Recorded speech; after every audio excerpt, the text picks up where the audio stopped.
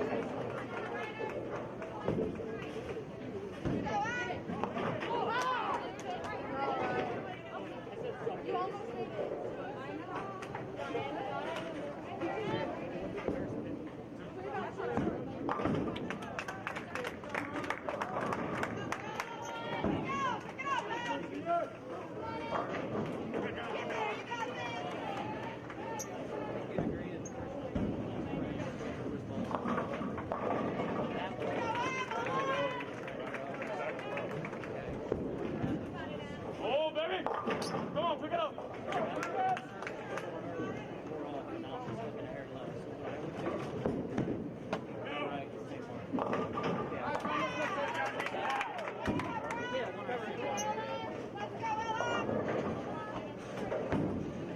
Hey, two good balls for Frank from me. Come on.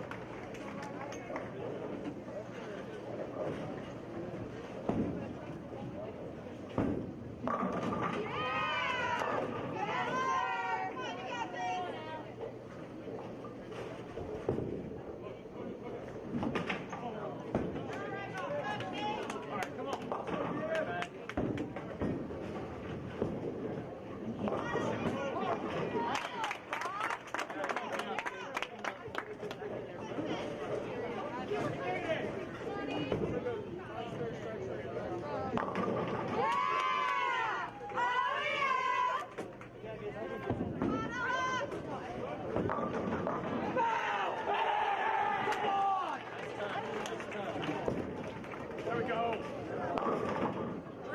Oh yeah, baby, let's go! It don't matter. Hey, get up, get up! Let's get through it. Come on.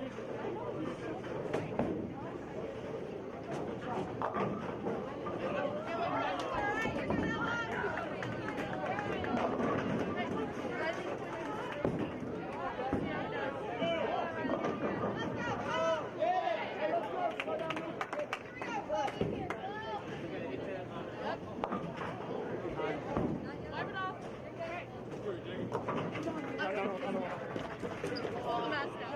Right now. Alright, Matt. I don't know because I think my dad's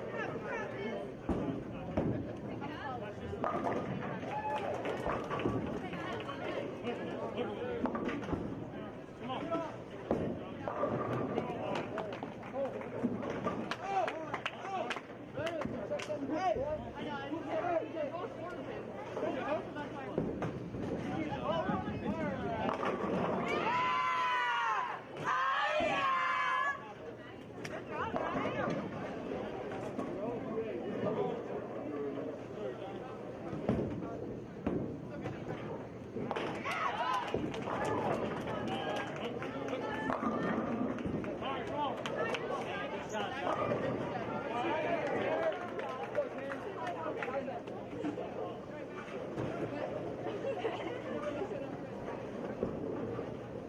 Get in!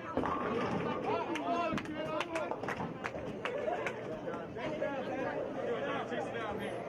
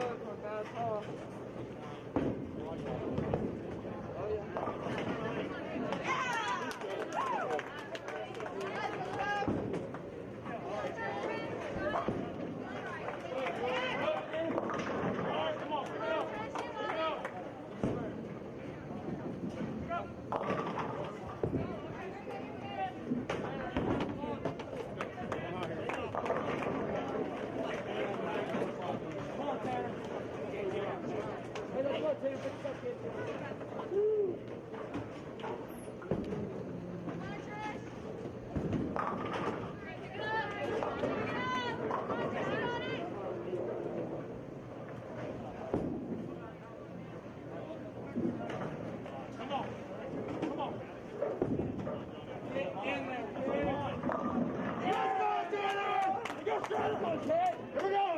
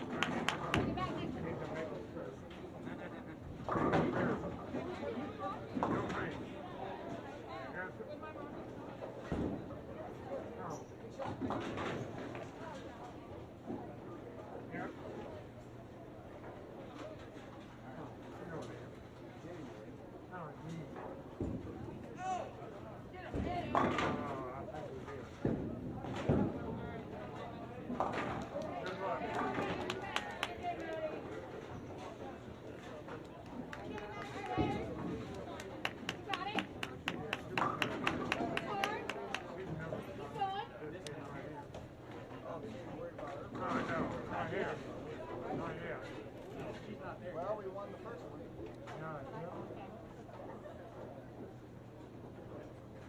Yeah, what?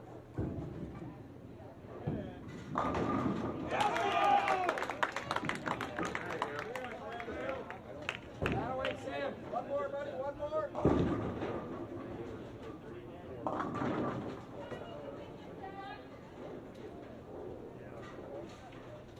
Lady Riders on three! 1, 2, 3, Lady Riders! Stand on 1! 3, 2, 1, stand! Ready! All right, Rudy, let's go. Get it started! Got it! Hard!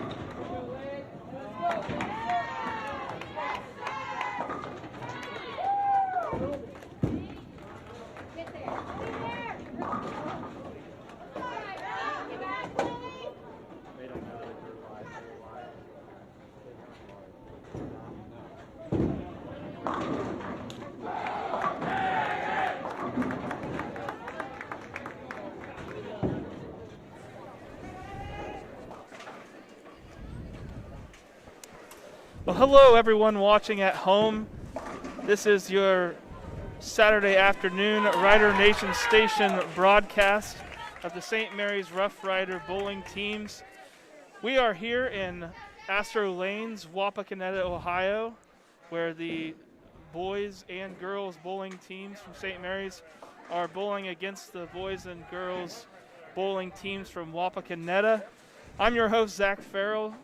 Joining me today is Erica Kieser. Erica, what are you looking for today out of the two teams here? What I'm looking for really is for everyone to remain calm and make the best shots that they can. These teams are super talented, full of kids who've been around the game their whole lives, and with really supportive parents here, which is really awesome to see. So as long as they stay focused and make great shots, we should have a really great match to watch today. For everyone watching at home, we've had the live stream going here for about an hour, and those are the individual chances. That's still what's going on right now, the individual matches. Do you want to go over the format a little bit, how many of the individual matches and then the Baker games after that? Yeah, so your traditional high school bowling format has been for the last several years to throw 2 individual games, still combining for a team score, but individuals rolling a full 10 frames, and then they will bowl 5 consecutive Baker games where 5 individual members will make up 10 frames total, not a full game each. In the first game on the boys' side, we had Junior Hurley with a 170, Caden Ballweg with a 155, Devin and Jack combined for a 114, Johnny Perez with a 144, Carter Manbeck with a 175. Boys' total game was 758. Wapak shot against them at 895, so the boys are looking at a 137 deficit to start, but easy to make up. And then on the ladies' side, we had Lily Steinberg with a 157 game, Emily Pond a 99, Ella Cable a 141, Chloe Gibson a 174, and Trisha Yale a 181. Ladies' combined score was 752. Against them, Wapak shot a 784, so the ladies looking at a 32-pin deficit to start.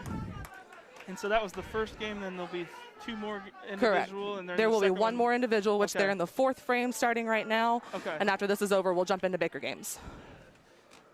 And just to recap everybody watching at home, we'll try to keep up with those scores, but it's hard. There's not a scoreboard in here necessarily keeping track of a lot of the individuals. It's the coaches keep track of it. So we'll try to update that as much as possible. What we're seeing here on your screen, of course, the girls on the right, lanes 11 and 12, and the boys on the left on lanes 7 and 8. And then we have, not on the screen, but we have JV bowlers then on the outside. Is that correct? That is correct, yes. We got to thank, before we get too far into this, we really got to thank some of our sponsors, but mainly want to thank TSC. They were able to come in here. We had very poor reception. They were able to boost the internet for us here, allowing Rider Nation Station to broadcast here today. We would not be able to broadcast here if it wasn't for TSC. So they've been a sponsor for Rider Nation Station all year, but today they were really a big partner in making sure that we were able to bring this match to everybody. Also want to thank Fowler's TV, Rabel's Auto Service, Eagles 767, American Legion Post 323, Midway Towing, Albert Sporting Goods, Midnet Media, Plus One Professionals, Spees Chiropractic, Burke Insurance, TLC, and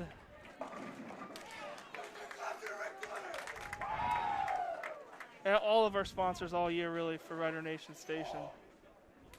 American Manufacturing Solutions as well.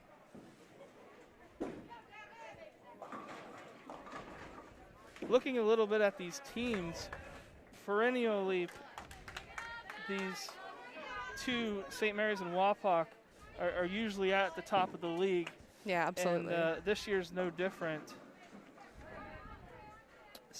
For the boys, the WBL standings, Salina right now #1 with 4-0, St. Mary's 3-0, Defiance 3-0, Wapakoneta 2-0. So top of the league right now. For the girls, Van Wert 6-0, St. Mary's 2-1. Not sure how Van Wert was been able to get that many extra games in right now, but I won't put anything past this year. So Absolutely. Hard to say at this point. and then all time, of course, St. Mary's is at the top for WBL championships, both boys and girls. So both St. Mary's boys and girls looking to add to their WBL championship prodigy.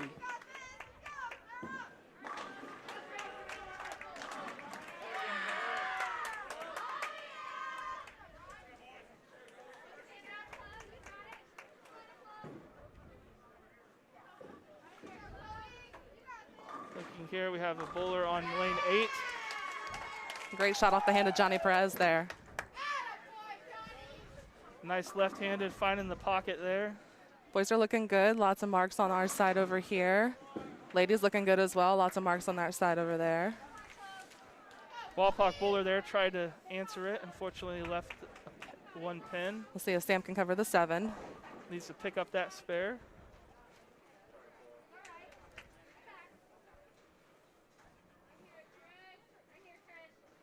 We have Wapakoneta girl bowler here on the right. Nice shot, solid 4. A little bit of a wiggle.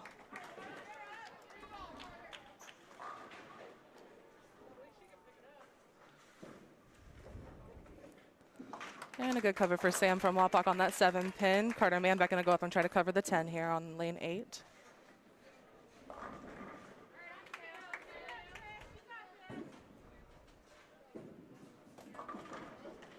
Just missed.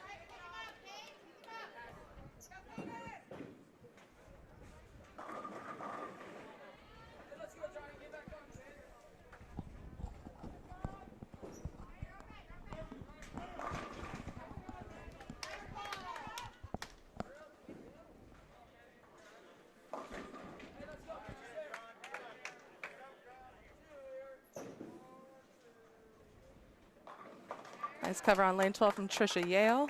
Nice 6'10" spare there. Nice spare pickup from the St. Mary's girl bowler. And a strike from Miss Lily Steinberg. Nice ball.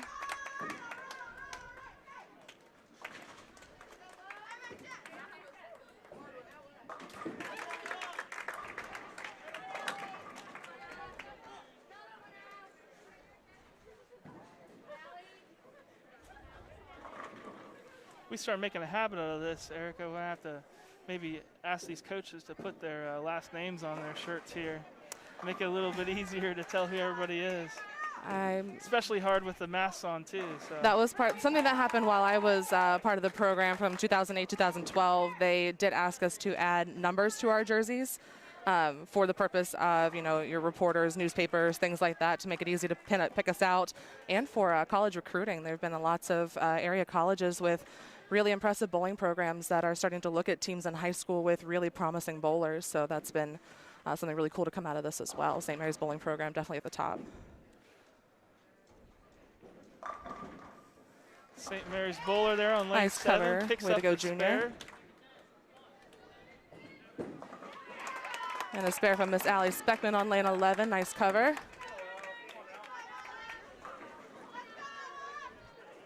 Hopefully she can keep the rest of that game clean. And we heard it mentioned in our last or one of the other bowling broadcasts that Rider Nation station had. But a lot of people at home, they go to the bowling alley and they're throwing more of a straight ball at the pins. They see either on TV with the professional bowlers or here with the high schoolers, or maybe on their league nights at some spin on the ball coming out of the throws. And that's really so that to get a different angle on the pins, right? To catch a pocket to the right or left of the the one pin, which is the front pin, to create a different angle as it's going through the pins. Exactly. So as a right-handed bowler, your pocket is considered the head pin and the 3-pin, the first one there and the one immediately to its right. The idea is to send the ball with enough power and drive to hit that pocket and also expel the rest of the pins. If you throw a perfect strike, your ball should only ever touch 3 pins. That is the head pin and the 3-pin in your pocket and the 9-pin in the back behind the 3. Everything else should be all pin action and carry out on its own. Really nice spare shot there from Lydia Munger on lane 12 from Wapak, almost made that. So in the last how many years, bowling equipment's come a really long way. In that the material it's made out of, the first bowling ball was made out of wood, if I'm not mistaken. Wow. And obviously lanes did not have oil and things like that to play into the game. But as it's elevated and grown, oil patterns, which you can't see on the lane here, but you would see on a PBA broadcast on like a Sunday or Monday night on ESPN, you'll see blue oil where you can see how heavy the oil is in certain areas, which the bowlers use to either their advantage or sometimes their disadvantage in making a shot. So the bowling equipment that they use and that they choose for certain conditions is meant to play to their strengths and give them the best chance at good scores. Yeah, I don't think a lot of recreational bowlers realize that there are oil patterns that are used on the lanes. And that just means that they'll put the oil heavier in certain spots and lighter in certain spots, and it'll have, I think one of the patterns is called a cheetah. Yes, right? it is. That is the, I believe it is the lightest pattern in the PBA Animal Series. It's about 35 feet, which means it's very short, meaning that a lot of your players are going to play deeper, meaning further to the left. If you're a right-hand bowler playing through the middle, letting that ball coast out towards the gutter and come back. Otherwise, they'll be throwing a much lighter balls, maybe something pure urethane. Some people can even use a spare ball, which is just pure plastic, and they can coast that up about the outside and right into the pocket. And some of that you'll see as the ball's spinning, if an area is not as heavily oiled, it'll catch harder, and then it'll spin harder. Yep, towards absolutely. Where you're spinning it. And so that's what affects the bowlers as they go. That's something that's really important. That having been a coach myself, having been coached a lot over the last couple of years for me, it's really important to watch your shot because you can see where that ball starts to take a turn. If you notice that ball takes a turn too far down lane or too early, that's where you start to make your adjustments. Maybe move a couple boards, maybe throw the ball a little bit more firm, or make a ball change. Yeah, I think another aspect that I don't think a lot of people realize at home is how important it is to find your mark on the floor. So people wonder, how do I consistently put the ball in that pocket? A lot of it is finding which mark on the floor behind the lane that you're setting your feet at so that your steps stay consistent and you consistently put the ball in the same spot on the alley. Yeah, exactly. There are 39 boards, all an inch wide along the bowling lane there. There are about 7 arrows. A couple feet down that way. That is where most bowlers choose to make their mark. There is an additional set of dots in the same places a couple feet further down. Bowlers can use those to make their initial mark for where they'd like to place the ball, as well as aim that ball down lane, trying to elongate or shorten their swing and that curvature there. But really important to pick a mark on the lane rather than looking at the pins, because then you can adjust your shot more easily, be a little bit more accurate for sure. Yeah, I know in my limited time on the high school bowling team, I mostly practiced. I didn't get to go to many competitions with them, but it was fun to learn. And for a while, I just stopped looking at the pins, and I just started looking at the marks on the alley. So I just wanted to try to put my ball over one of those marks because I knew if I could put it over that, then the rest would take care of itself when it hit the pins. Yep, absolutely. I think it's just about, like a lot of sports, focusing on smaller things and not keeping your eye on something a little bit closer rather than, like baseball, watch the ball hit the bat instead of trying to look down the field. Yeah, bowling fundamentals are a little bit more visual. I'm thinking of someone maybe, shooting a free throw where, you think of like your angle of your elbow and the push of your wrist and things like that, the balance and things like that aren't necessarily so visual. But in bowling, we have this visual, I don't want to call it a crutch, but like almost like a bonus that we get is to, aid our game with these arrows and the other parts of the lane that we're aware of to make the best shots that we can. I know you'll see some, like this lady here for Wapak just made the nice 3-6 split on lane 11. She threw a plastic ball at that. Plastic balls are pure plastic. There is no core on the inside of that ball that will react to the lane. There is no cover stock on that ball that will react to that lane. So she should be able to throw it dead straight and it won't move on her, meaning it's great for spare shots, much like the 10 pin or what she would have essentially shot there is a 6 right in between the 3 and the 10 to make that spare there. And using those arrows on the lane, knowing that that ball will never change its reaction is a real big bonus for making spares like that and keeping your game clean. Absolutely. Looking like some good scores here from the St. Mary's Bowlers up on the really displays. Close games.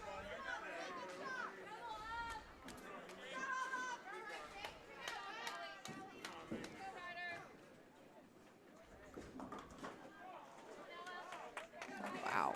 The ball really took off on Johnny there. He'll probably have to make an adjustment on that one. You see he's throwing it two-handed. I don't know that we have any other gentlemen that throw with both hands. All of our ladies are single-handed bowlers as well.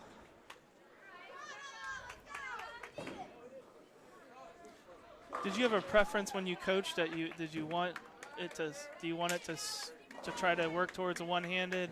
Was two-handed okay if they were good at it? Did you?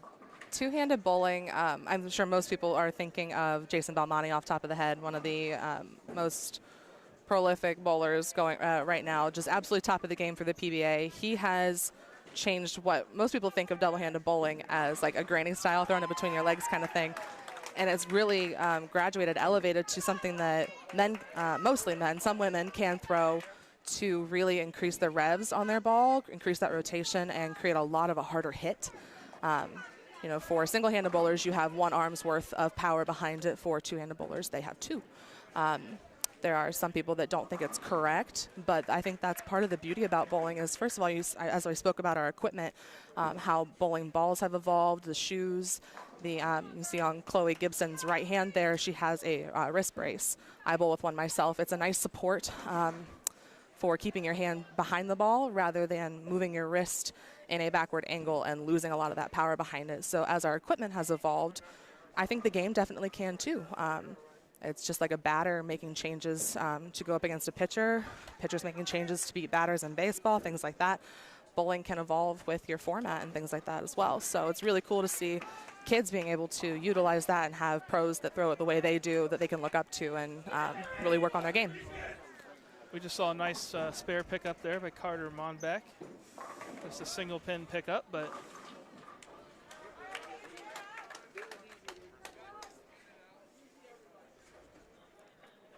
girls need a mark from Trisha Yale here. They had a struggle frame, a couple opens there. All right, and a nice shot and a little bit of a 10-pin left there. See if she can cover that up.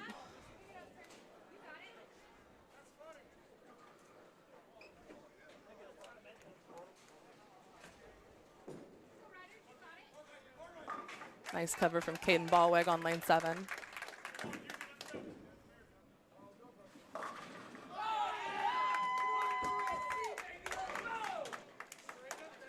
couple back-to-back strikes there for the Wapakoneta boys bowlers. It'd be important for St. Mary's to answer on that also. Going into the 8th, 9th, and 10th here, we got a really close match happening for the boys, and they definitely want to answer that back, just like Junior Hurley did with a great shot there on lane 7. Definitely want to keep the pressure on here and don't let up.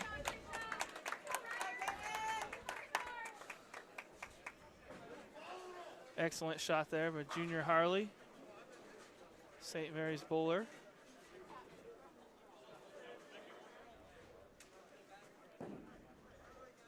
So our ladies are going to have a powwow before they go into the 7th through 10th here, regroup and get back on their shot here. Looking up here at the screens a little bit, there's handicaps listed. Do they use that in high school? There is no handicap in high school bowling, no. Okay. That's just part of the software that they use here at Astor Lanes. In St. Mary's, you see the handicap separate near the bowler's name, and they'll add it into their final score. You'll see that mostly on just leagues and in some tournaments, but not in high school bowling. It's all scratch. I didn't think that they used any kind of handicap, but I wasn't sure when I saw it up there, so I guess that's a way for them to track it, though. And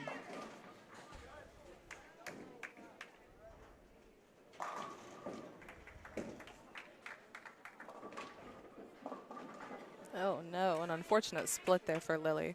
See if she can at least get 2 out of that.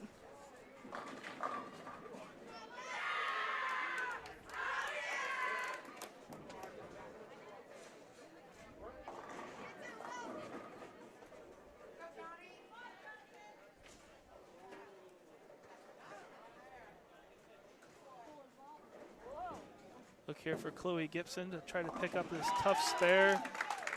She knew when she threw it, unfortunately, it was going down the middle there. Just remind everyone at home when we're numbering these pins, the front pin is the 1 pin, and then it goes 2, 3, 4, 5, 6, 7, 8, 9, 10, left to right. Correct? That's right, All yes. You passed, Gotta good job. remind myself. Really nice shot from Allie Speckman there. Just a 10 pin left to pick up.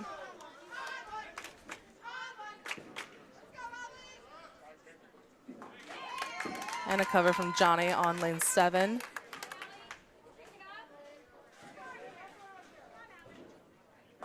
Tough miss there by the Wapakoneta girls bowler, leaving 3 pins.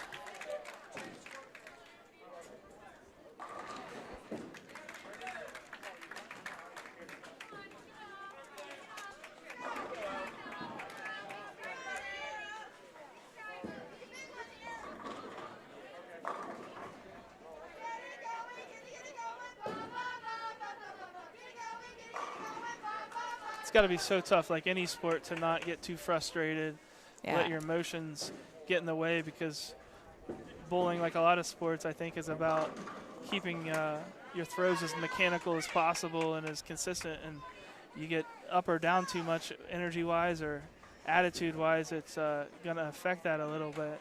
Yeah, absolutely. I mean, it's not a secret. If you look on the scoreboard here, we can see that our number 2 bowler, Allie, has struggled a little bit this game.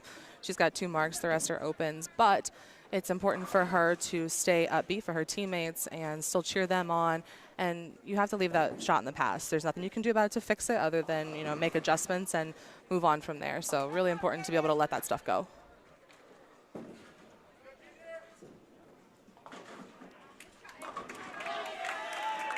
See if Chloe can get the girls started here.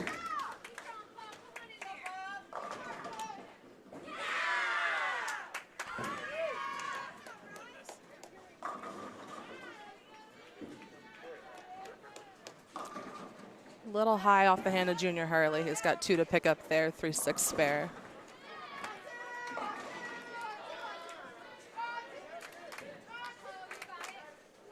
And if I'm looking at that correctly, then with the St. Mary's and Wapakoneta boys, it's 545 to 529 right now, but there's, you know, some scores to potentially that can land there with some strikes pending. Oh, man. Unfortunate chop on that spare from Junior. But good pin count on that strike there, so we'll let Devin come in here and hopefully pick him back up, get him back on track, leading into the 9th and 10th frames.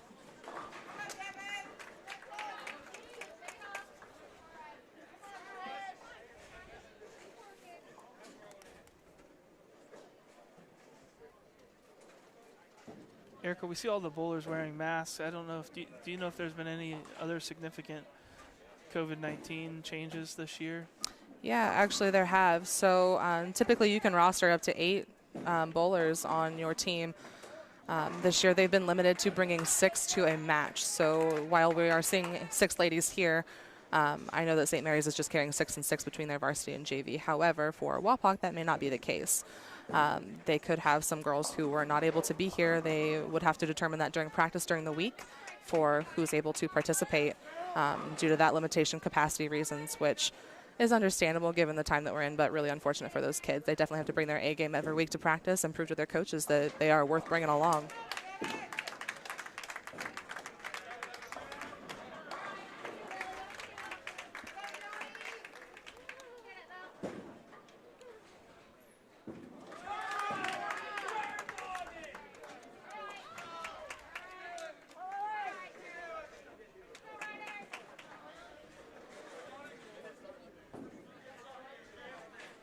You were stating that they can sub bowlers in and out in between games, but they have to finish bowling for that entire game until they can sub somebody else out in for them.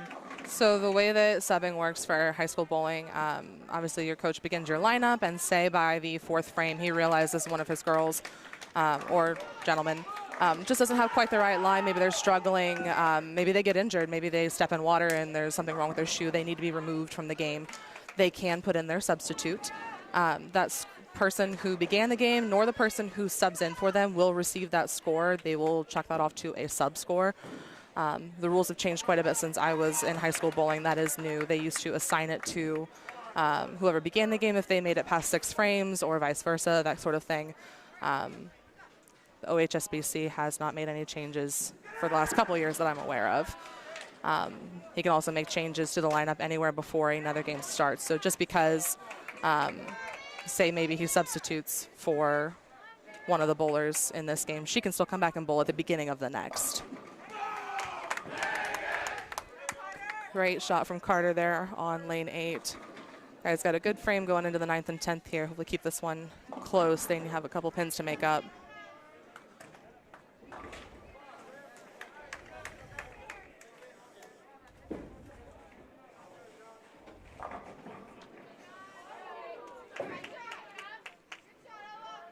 And a messenger for Ella Cable. Knocks out that 6-pin for her on lane 12. Excellent shot there. Late falls are always a little fun. She turned around, didn't think it was going to fall, and everyone goes nuts. Great shot from Caden Ballwig on lane 7. I want to call him Carter. That's his older brother. Nice pickup. Actually, there's a strike there, yep. Yes. A little outside of my... A much needed one. The boys got some ground to make up here, plus their deficit from the first game.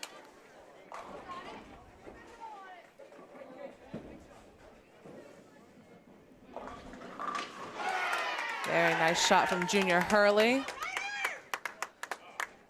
See if Devin can keep it going.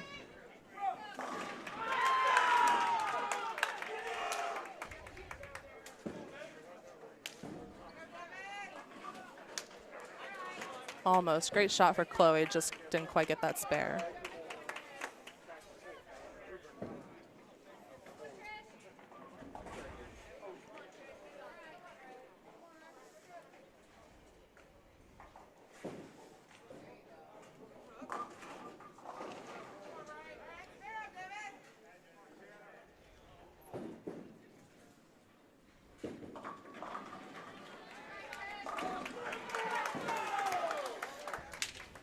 Two St. Mary's teams led by some great coaches, Coach Fishball and Coach Scott Ross on the boys, and Coach Carl Danmeyer, Coach Jay Gibson for the girls.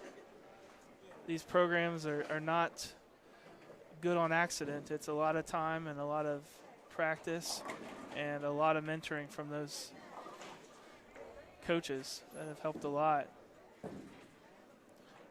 Guys certainly know their way around the game.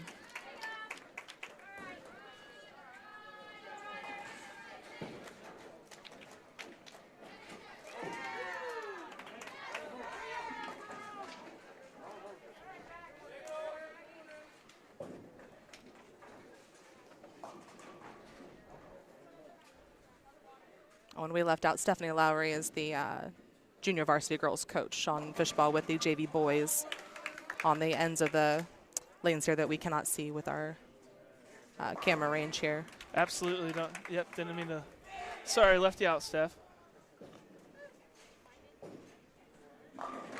She'd yell at me if I forgot her. She's my best friend. There you go. Boys got a really nice setup frame here in the 9th. Carter could really use a double here.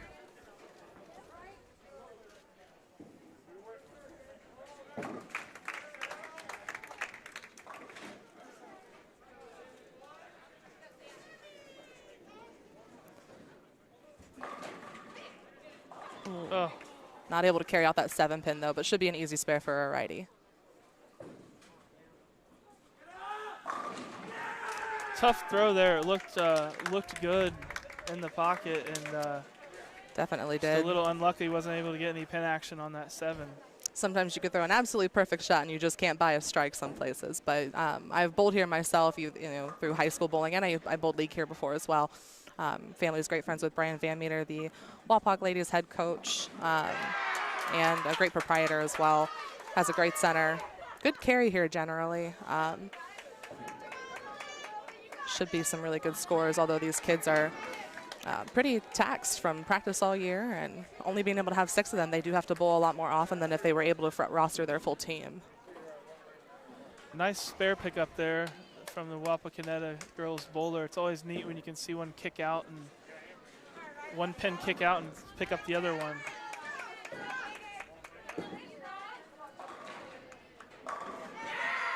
Beautiful strike there.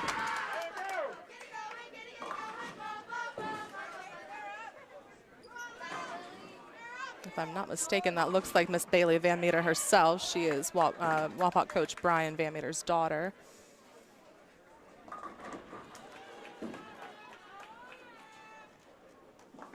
Nice pickup from Lily. Atta girl. Put her on a mark going into the 10th. She'll like that.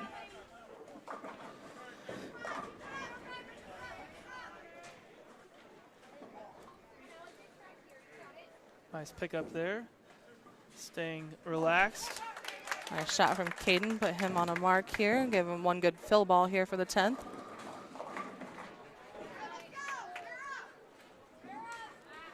It looks like we're having some scoring issues on the boys' side here. I noticed that they've not gotten correct pin count a few times, having to have those Wapak bowlers help out on those older consoles.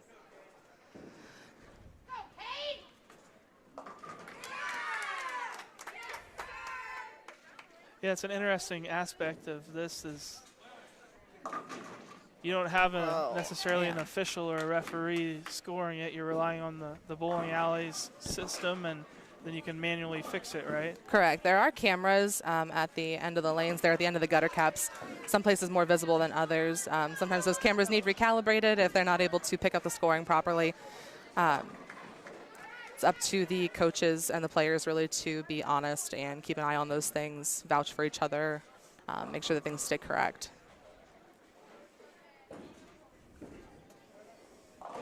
.159 game finish for Caden Ballweg. Nice strike there from Junior.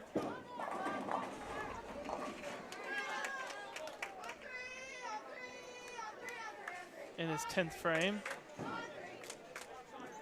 A really nice game if he can strike out here, carry that all the way off the sheet.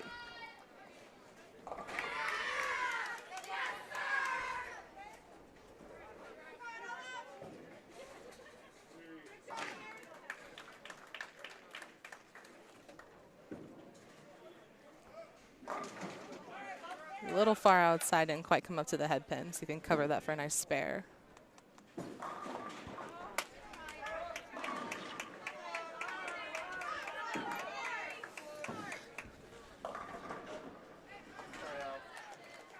Ball didn't hook quite as much as Junior was expecting there. Leaves them a little spare here to pick up in the 10th frame. And in that situation, it could have been one of two things. Obviously, Junior's a really strong kid. He may have given that one a little too much power behind it and either pushed past the turn point there, the break point for his ball, or it could have just been a simple miss in the wrong spot of the lane where it didn't quite come up for him. I do remember feeling like I would swing a little harder in the 10th frame because I really wanted to end with some strikes. So. Absolutely.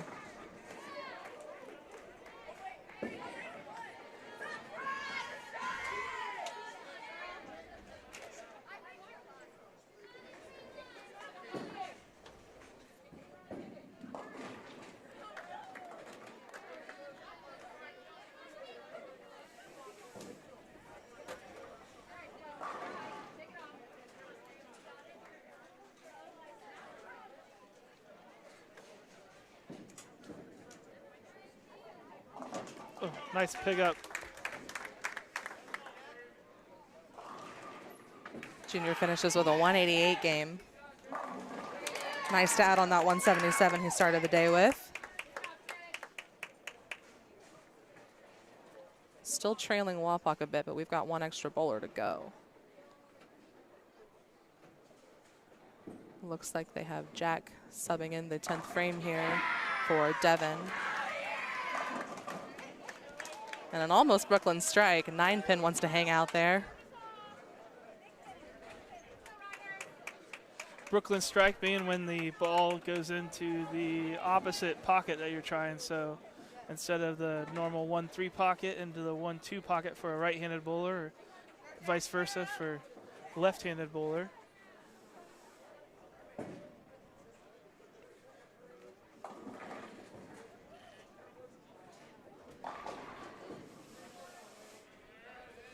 Oh, just missed that. Johnny rolling on a strike here, see if he can pick up some pins here.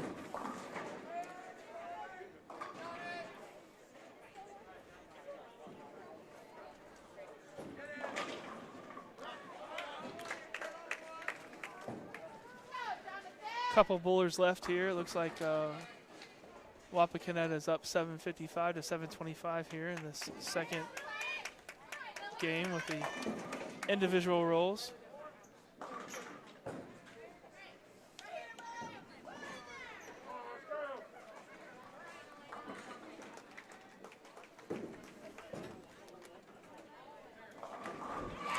Nice strike there for Lily in the 10th. Great start. Let's see if she can put up a couple more. And just a 7-pin here to cover for Johnny. However, he is a lefty. 7-pin being like his 10-pin. A little bit harder. Oh. Just hooked away. Couple real close misses here from St. Mary's boys.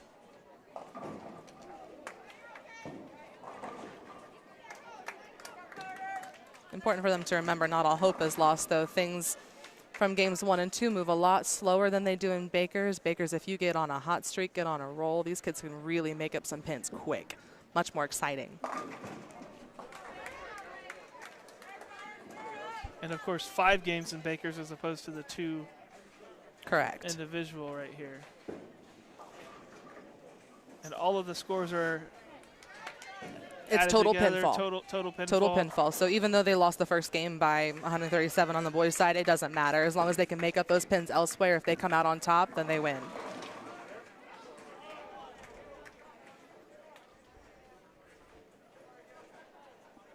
.163 game finish for Lily Steinberg. Not too shabby. Allie Speckman finished out here in the 10th.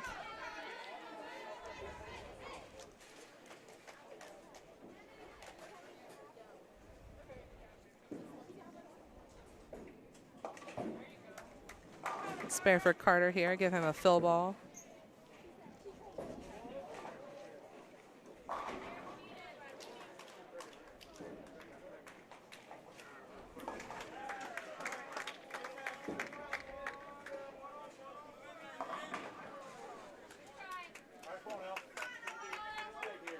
Good effort from Allie Speckman. She'll finish with a 94.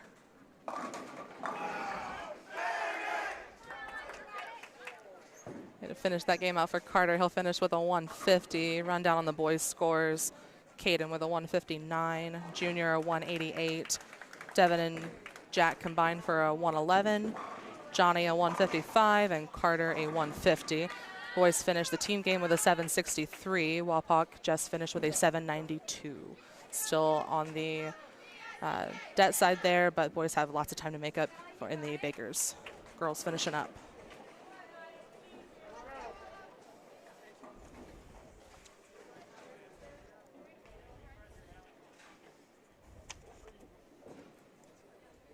Teams will set up here, looking to get ready for the Bakers. Do they ever switch lanes, or do they usually keep the same lanes that they're on? They will bowl the entire match on the same pair, so it looks like they've swapped. St. Mary's will take lane 8 for the first Baker game. After that first game is complete, they will flip to lane 7 continuously. Same for the girls, right to left. Boys' total deficit is 166. Girls still finishing up here on lanes 11 and 12. Right now, Wapakoneta is up in this particular game, 656. Nice finish from Ella 602. Cable. 136 game for Ella.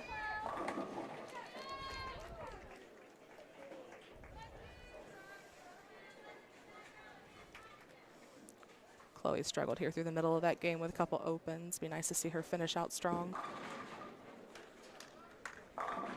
That was a Just good like strike. that. Very nice.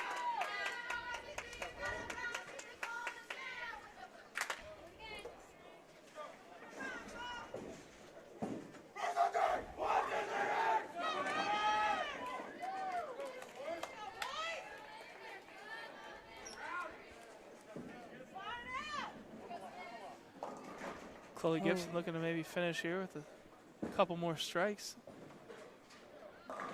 Oh, left a couple pins there.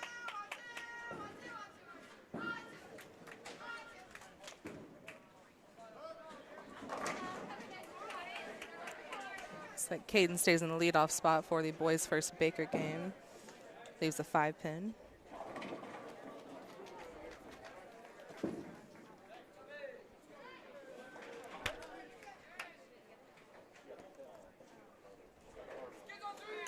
Chloe Gibson finishes with a 104 game. And that'll leave it up to Trisha Yale. Girls unfortunately not able to make up the deficit here. However, a good game. Granted all the struggles there, so hopefully revamp their energy going into the Bakers.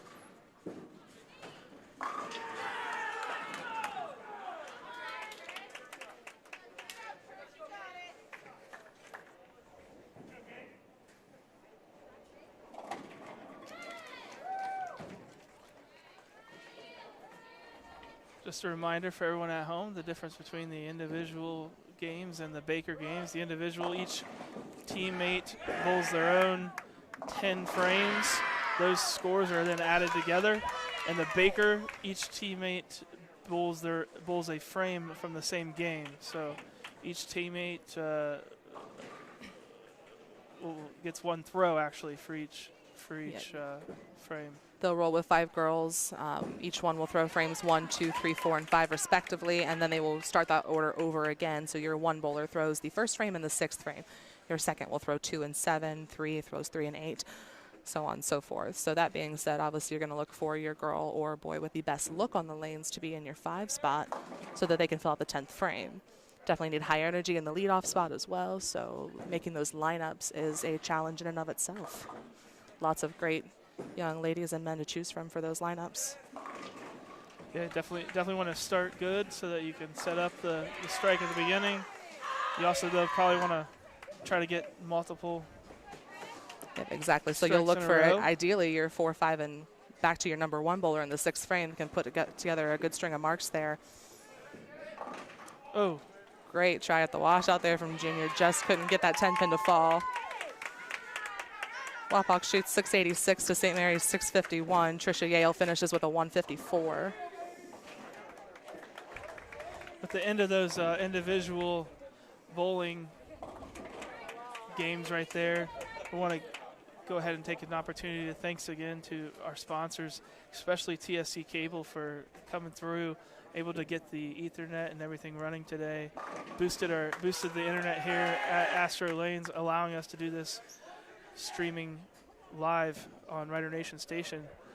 It's just awesome that it's something that we're able to bring to high school bowling. I want to thank also our sponsors, Fowler's TV, Rabel's Auto Service, Eagle 767, American Legion Post 323, Midway Towing, Albert Sporting Goods, Midnet Media, Plus One Professionals, Spees Chiropractic, Grand Lake Health System, RJ Burke Insurance, TLC Learning Center, and American Manufacturing Solutions.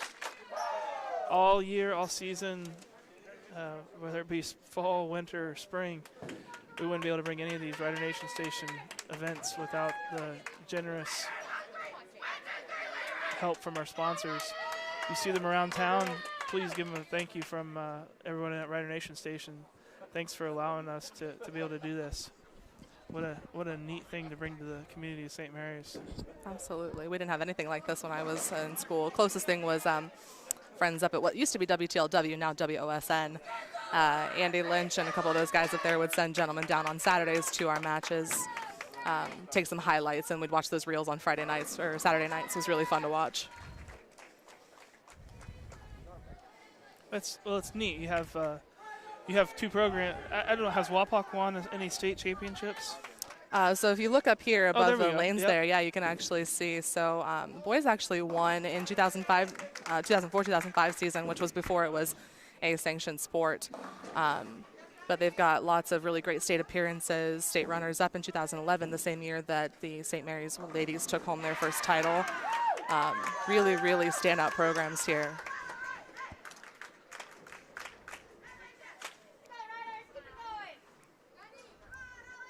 the other thing, you won't see these two teams bowl against each other beyond the WBL. These teams are in different divisions. Bowling has grown so much that we've actually separated that out. So one of these teams is in Division 1, the other in Division 2. So Are there 3 divisions total or just 2? just 2 Okay. for now. I was looking at some of the schedule, the division tournaments, districts and sectionals, I think, start in February. A couple weeks into February, there's a draw at the beginning of February. Yes. So we're not too far off here. A few more weeks left of the regular season, and then WBL tournament and districts.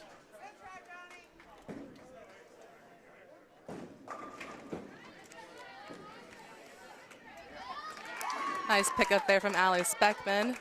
Girls got a good start there with 2 marks. Ella Cable coming in on 3rd frame. Boys on an open, but with a 119 in the 7th. Still looking pretty good on the whole. Way high shot from Junior Hurley leaves him the 6-7 split, unfortunately. But if he plays this the right way, he might be able to slide that over.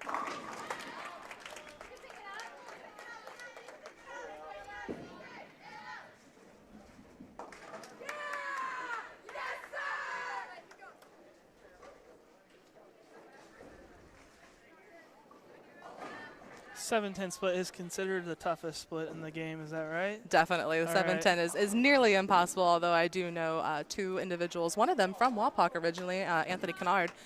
He has made that before. Basically, it's going to be mostly your men who are able to make that because they can throw it so much harder than most female bowlers. But basically, you just pick which one you can throw it the hardest at and hope that it bounces off the back there and knocks out the other pin for you. Not a whole lot of strategy to that one. Nice strike there from Chloe Gibson. See if Trisha can build on that in the 5th.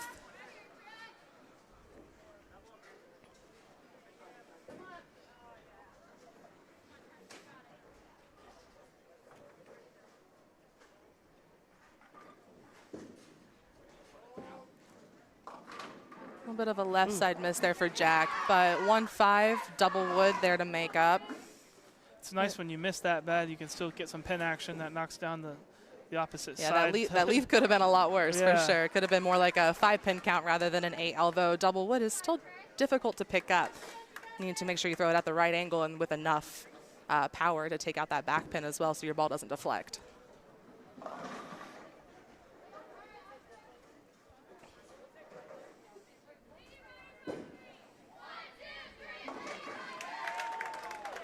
Looking at the Lady Riders, they're in their 5th frame of this Baker game.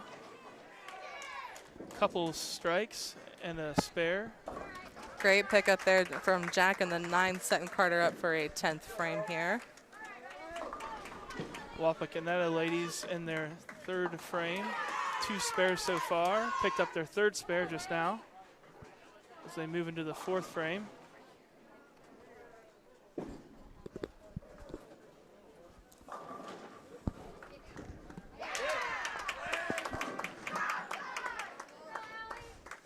High flush, but a 4-pin stands for Carter.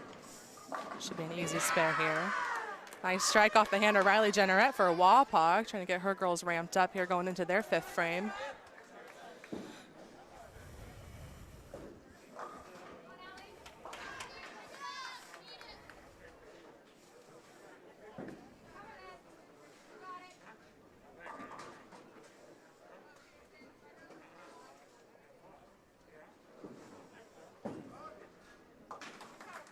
And able to cover it up. Great job. Carter Monbeck picks up the spare here in the 10th frame of the first Baker game for the St. Mary's men. And they could really use a strike here or some really high pin count. Wapak can still catch them. Boys have a deficit to make up yet. Down 166 at this point.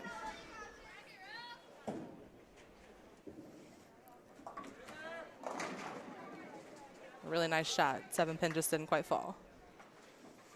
Ooh. The rack came down just a bit too soon. Almost had a messenger out of that. What's that called then? When A messenger. If another okay. pin can roll around and take something out for you, that's All what right. we call it.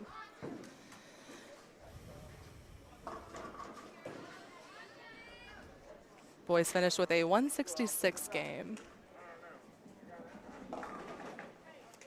Wapakoneta boys throwing their 10th frame. Leaves a couple there. Lefty baby split left there for Sam to pick up.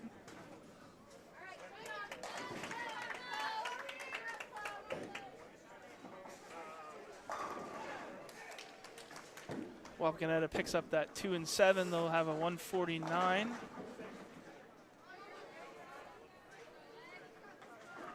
So that gives St. Mary's a few of those pins back from their deficit on the boys' side. Chose to shoot that the hard way, knocked it around the outside, couldn't take out the 7 pin. Wapak finishes with a 148. So on the first Baker, St. Mary's boys pick up some more pins against Wapak. St. Mary's girls now throwing in the 9th frame. Wapakoneta girls throwing in the 7th frame, mainly because St. Mary's has put together a couple strikes that Wapak has not. Thrown a little bit faster.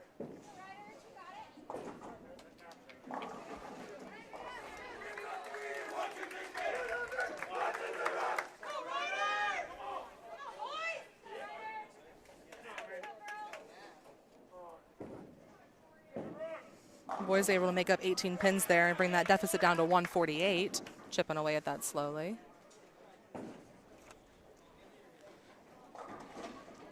Is that a reasonable amount, or would you? It's definitely possible. I mean, anything can happen in Baker games, especially with guys as high energy as these. Scott's program has been exceptional for the last couple of years, for sure. These guys definitely know how to work together as a team, which is important for your Baker games, and they can really get those strikes going. As we've seen the differences in how they've thrown the ball for the last hour or so, the lanes have also started to break down. Guys might have to find a different line. They might find something that works better for them. So hopefully they'll lock in here and put some points up. Yeah, going back to that pattern that we talked about earlier, it's not something that necessarily stays the same the whole time as the lane breaks down, as you called it. As the balls are constantly being thrown across it, that oil pattern changes and heats up and cools down. And yeah, it's got kids playing different lines too, so you'll have carry down different ball surfaces, carry down different amounts of oil. Obviously on the gentleman's side here, we've got at least 2 lefties, and Johnny on our side and Sam on Wapak's side. Their changes will be minimal compared to everyone else's. They've got less people tearing up their side of the lane. Great shot off the hand of Johnny Perez there. so it's interesting over here. We have the girls, St. Mary's and Wapak, and still in their first Baker. St. Mary's is actually waiting for Wapakoneta to catch up to the 10th frame before they throw. Is that always proper? They're supposed to wait till they get up there, or is that strategy? Or not necessarily. I do think that's part of potentially like the COVID restrictions not being, on top of each other necessarily. It's nothing like you will see when you see your state finals, where they do have to throw 1 frame at a time, or at least did when it was recorded for TV and DVD. It's just trying to get a sense of, how your bowler reacts under pressure, and if they want to know what they have to do or if they just want to worry about themselves. Everyone's a little bit different in the 10th frame.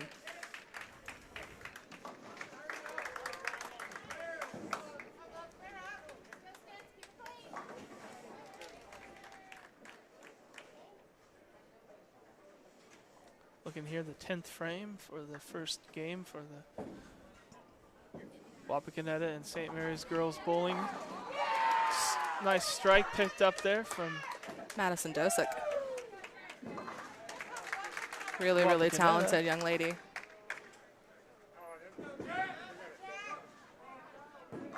Great cover from Trisha Yale. The girls are going to need that. Excellent pickup. Really like to see her put up a good pin count here and keep them in it, keep it close.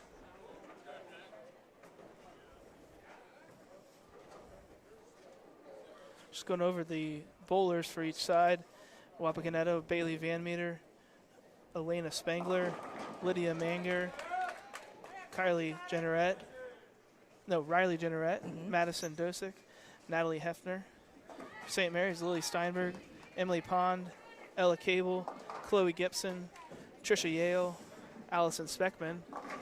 As you said, they'll sub them in. They can only bowl 5 of them during these Baker games. Right. But speaking of Madison Dusick, she is on a roll. 3 in a row there from Wapak on their side.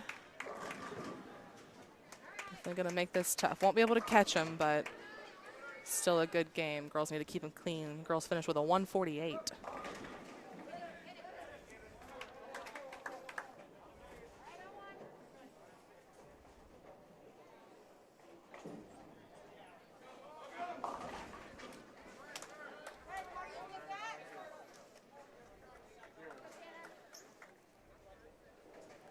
looking at the boys' side, St. Mary's has Junior Harley, Caden Ballwig, Devin Shannon, Jonathan Perez Shinneberry,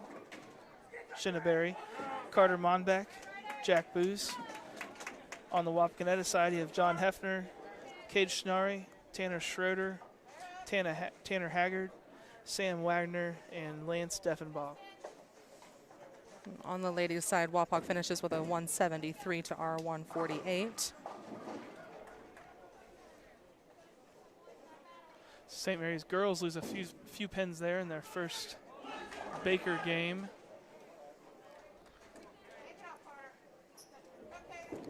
St. Mary's boys looking to pick up some more. Ooh, Wapakoneta picks up a messenger pin there. Wow. Definitely got those guys ramped up. That took a while. And they're excited about that. First Baker game, the ladies are down 92 pins. Definitely a doable match here as they switch lanes.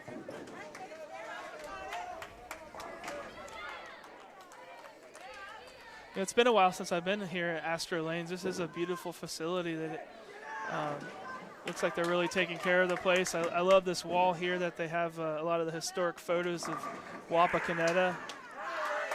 It's a new addition. Brian Van Meter's been the proprietor for the last several years and definitely put a lot into the center. We've got new lights up here over above the lanes, actually. It used to be quite dim in here, and now it's really bright. Yeah, it's beautiful. very bright. New paint job out here on the bowling concourse side with those really nice pictures hung up, old downtown Wapak.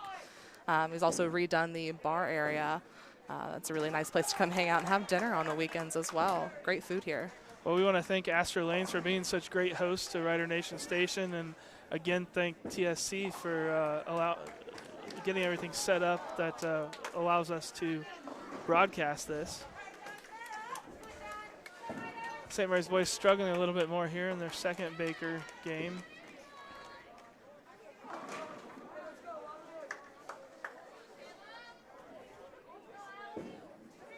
Fortunately, it looks like Wapakoneta is around the same.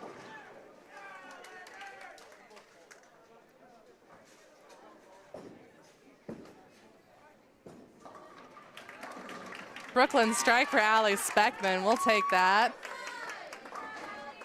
The girls like to say left side, strong side, and I agree.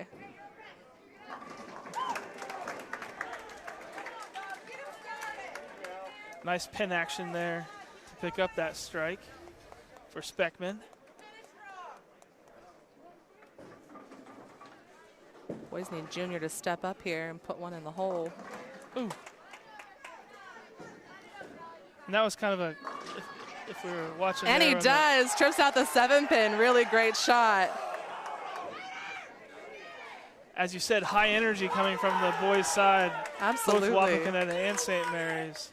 Yeah, for anyone who's not ever seen high school bowling before, they obviously don't understand what Baker games are. That's the first thing you have to explain to them, and then the difference in atmosphere that it creates. These kids get amped up quick, and it's so much fun. This was always one of my favorite methods of play for sure, although we were terrible practicing it when I was in high school.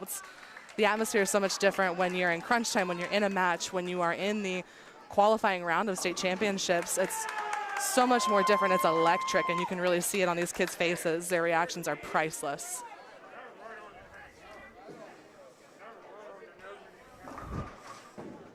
Yeah, we're seeing this kind of energy out of a dual meet in January. Of course, cross-county rivals, but just imagine some of the energy that comes from throwing a strike in the 10th frame at one of the tournaments or the state championship to.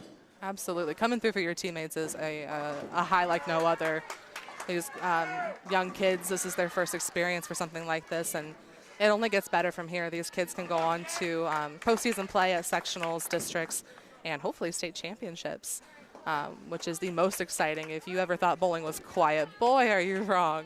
Things get really loud and really exciting watching these kids do this, and then they can actually go on and bowl in college. College tournaments run majority Baker games, but they do run some individual, and these young women and men have incredible cheers and energy and talent. They're full of it. It's really, really exciting to watch. Really exciting that I got to be a part of. Maddie trips out the 10-pin there. Great job for Wapak. Hoping Trisha can answer. I was roommates in college with Mark Deringer, and he was on the club bowling team at Wright State down in Dayton. Yes. And went to the tryouts with him and got to see how that all worked. And that was in 2005, 2006, so I can only imagine now how much that's grown. I'm sure, and I think back then I think it was just club back then still for Wright State, but I'm sure that there are. I think you're right. And Wright State's program's come a really long way. Their head coach, Jeff Fleck, and I believe their assistant coach, if he's still there, is Rob Deaver. Guys who know a lot about the game are able to recruit really, really well. I looked at going to Wright State for their bowling program. I ultimately ended up at Ohio State, which was really interesting to bowl on their club team. Enjoyed my time there. Looks like the boys finished with a 149 to Wapak's 186. So the boys unfortunately give back those pins that they won in that first Baker.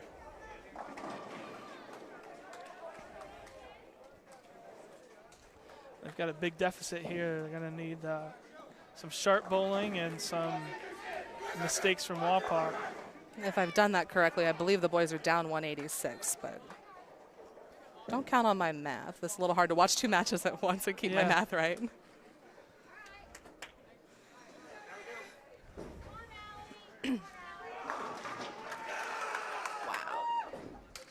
You have to be a math major, I think, to add it all together at the same in real time. And I'm still not the sharpest at getting scores as we go, obviously, for maybe some who don't know or may forget in the excitement of it all.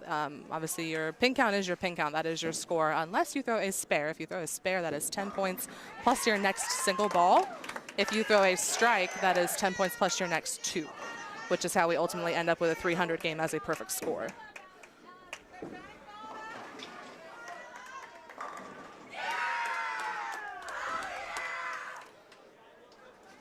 Like to see Ella answer back on that strike from Wapak. Put us on a double going to the 9th would be great. All right, good pink out with a 9. She can make that spare easily.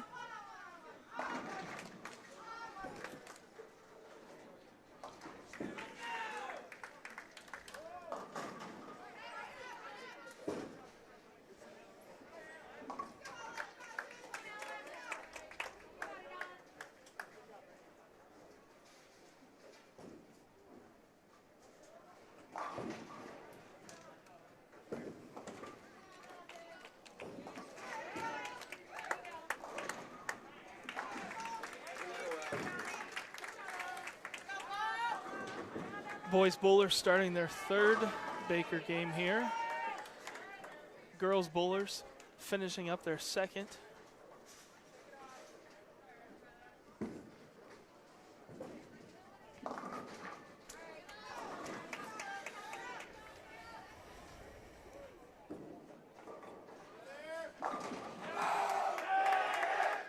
Nice shot there from Junior Hurley. Boys definitely need that to cover up that split that Johnny left in the second. Keep answering the marks from Wapak there. Keep him in the game.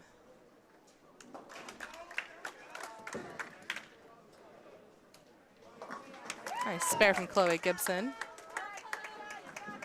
Set up Trisha for a good 10th frame here. Going in the 10th frame of that second Baker game. Wapakoneta up 129 to 100 for the girls. St. Mary's working on a string of marks there. We've got a strike in the 7th. 9 spare, 7 spare in the 8th and 9th. Wapak ladies have it open in the 9th frame. So what they get here is what they get. And hopefully that ends in our favor for this game.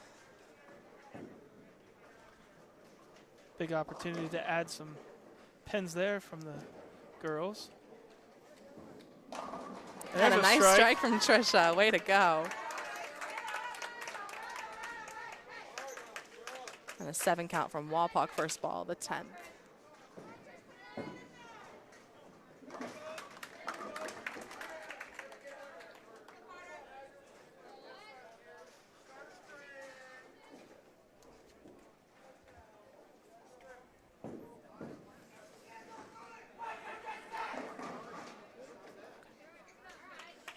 Nice shot, a little bit high, leaves Trisha the 6-10 spare to make. As Carter covers the good 4-7 there. on lane 8. Carter Monbeck. Now we need to see the same thing on the other side from Trisha, all right? A little tougher though with it going to the right side of the pins on the right side of the lane. Definitely, and it looks like she dropped her shoulder just a little bit, and unfortunately lets that one fall into the gutter, but girls finished with a 128 game. Looks like Wapak's gonna pull this one out. I always hated trying to pick up a spare on the right side of the lane and never knew whether to try to throw more of a straight ball just harder at the pins, to try to use your curve and just angle yourself a little bit to pick it up.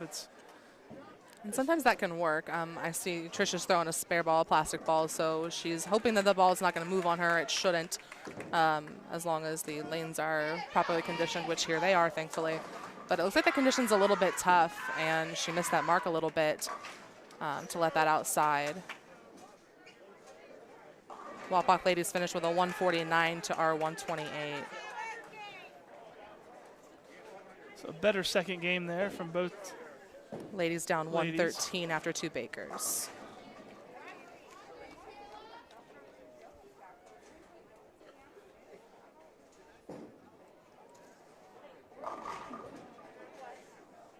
Ooh. Trying to stomp on the approach and make that 5-pin fall, but it just wouldn't do it for Wapak boys. Nice cover there from Johnny.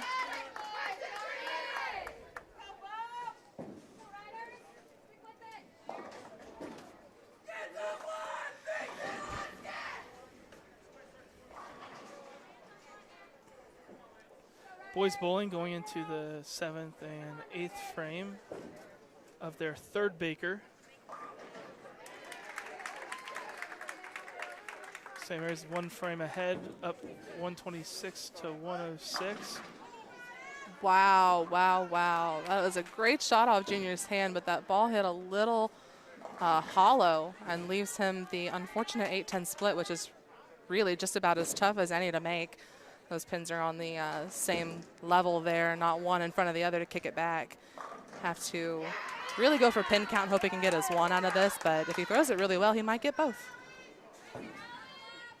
Do most people try to throw to kick the 8 down into the 10?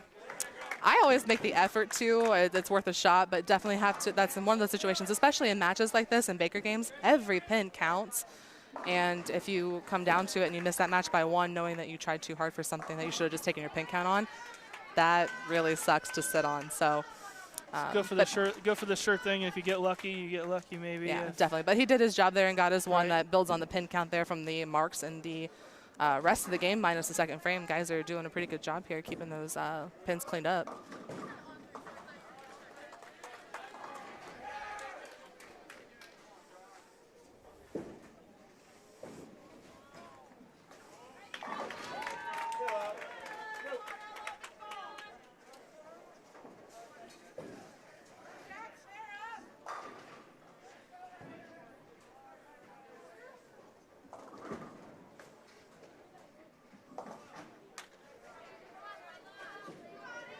Coach Jay Gibson came in and made the coaching move for Ella Cable. Hopefully that pays off and she throws one right here.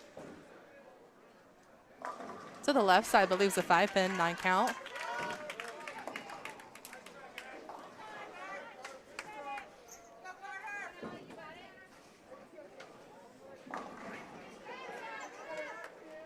Jack Booz with a tough spare there. I do remember them always telling me, though, you've got to try to hit the head pin no matter what on those when there's Definitely. a line on the spares. Because you have no shot if you don't hit the head pin. If you hit the head pin, even if you miss a little bit, maybe you can pick up some pin action on the other two. For sure. We've seen some really interesting pinfall in my day. It is possible to strike without hitting the head pin, although it sure makes it a lot easier to do it the right way. Right. Anything can happen. Carter Bowman here throwing in the 10th frame.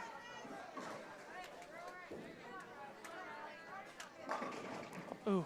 Solid shot in the pocket, but leaves the 10 pin standing. Definitely going to want to cover that. Looking at Wapak with a double after the first ball, the 10th. Looks like a real good throw from Carter Monbeck. Another great shot from Riley Jenneret for Wapak. See if she can get her girls back in. And Wapak opened the first 3 frames of the third Baker here for the ladies.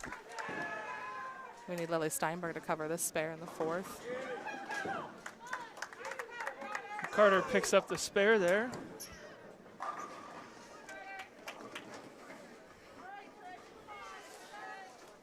He'll have one more throw in this 10th frame.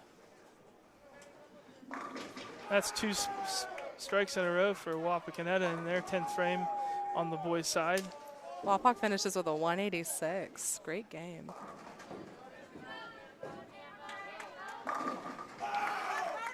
Carter answers it with a strike. Even the guy's a 172. I said 2 strikes in a row for the Wapakoneta boys. It's actually 4 strikes in a row there. Going 9th frame and 3 strikes in the 10th frame. Wow. That's quite a comeback for that game. Because they were down. Definitely. Still leaves the boys down 200 after 3 Baker games. It's interesting as I look to your left and right, I see the parents all with their calculators out on their phones, tracking the overall scores. Really interesting if you ever see sectional and district competition, and obviously at state as well. Teams will almost have a designated spectator as your score runner, and they'll kind of run and look at who's looking close, who's in the running, and picking up those scores so they can kind of get a sense of where they're at. But as a bowler, it's really important to keep your mind on what you're doing and being there in the moment with your team, focusing on what you can do. You can't change any other team's scores. So when my dad, Carl Kieser, was our coach, it was really important for him for us to never see those standing sheets and kind of keep our head in the game. Brooklyn strike carry for Allie Speckman. Girls have a double in the 6th and 7th. 2 strikes in a row for St. Mary's. Looking to add to it there.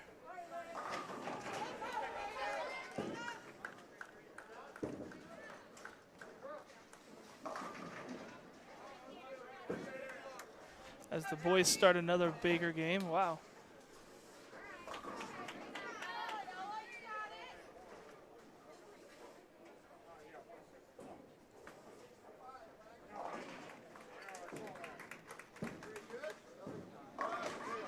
Johnny carries out a strike for the boys.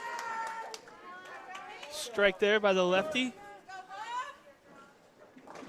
And Wapakoneta answers with the spare.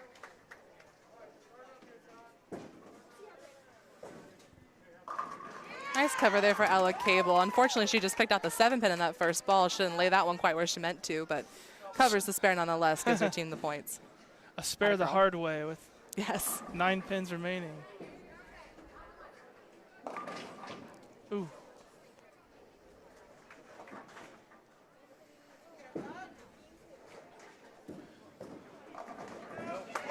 Lily Steinberg follows with a strike. St. Mary's got a string of marks going here, putting them up in the 9th frame here.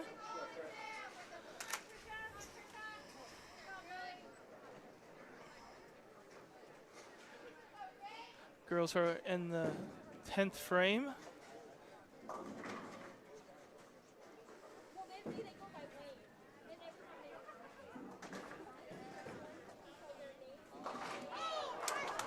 Great effort from Junior Hurley to make the 6, 7, 10. Just missed taking out that 7 pin, but a really great shot.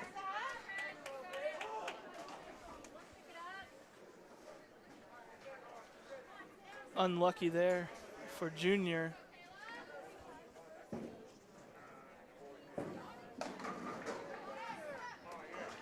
Tough 10-frame ball here for the ladies. It should be a fairly easy pickup spare. And Trisha able to cover it.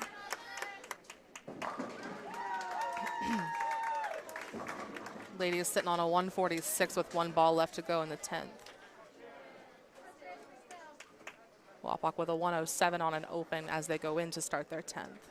So an opportunity for St. Mary's girls to pick up a few pins, depending if Wapakoneta.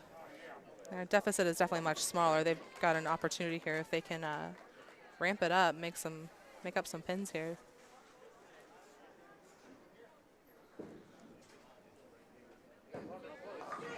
And Chissa carries out the 10 pin there, a crazy pinfall.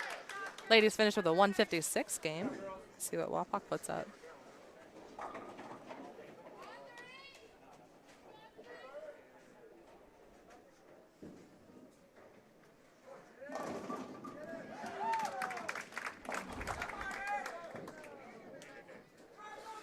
Obviously, the coaches want as high scores as they can get, but what's a range of team scores that they're looking for? Is it 150 and above? Is it one? Really depends on your team's ability, but for these teams here with their capabilities, I would fully expect them to average in the 175, 180 range for their Bakers. But this condition looks a little bit tougher today. The scores definitely haven't been as high. Looks like the high Baker score for the boys so far has been 186 from Wapak. High individual score this afternoon from the boys was a 188 from the St. Mary's side. Wapakoneta girls finished with a 114 there in that third game. Ladies make up 42 pins there. Wow. And cut that deficit down to 71. You're right, quite the opportunity in the Baker games to make it up. Absolutely, things can change so quickly.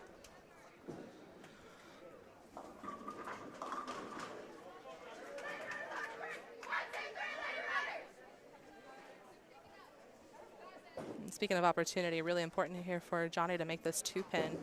Boys are sitting on a double where Wapak opened in the 6th frame. They have an opportunity to jump on that. I have noticed a lot of the balls that have seemed to be good shots in the pocket just have left some pins standing. So like you said, the conditions just might not be here for as many strikes as normal. And while strikes are really exciting to watch, you know, if it's an all-out strike fest, then it doesn't really attest to your team's ability to adapt and use those fundamentals where, you know, it should be quite simple for a right-handed bowler to go up and make a 6-pin spare. But if you're not having practiced those, if you haven't, you know, if you've been lucky enough to throw strikes all day, some of those fundamentals may slip away from you. You might miss it.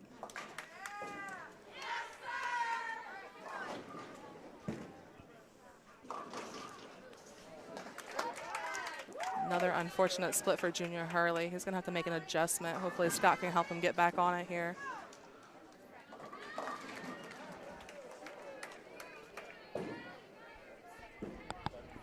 Tough break there for Junior.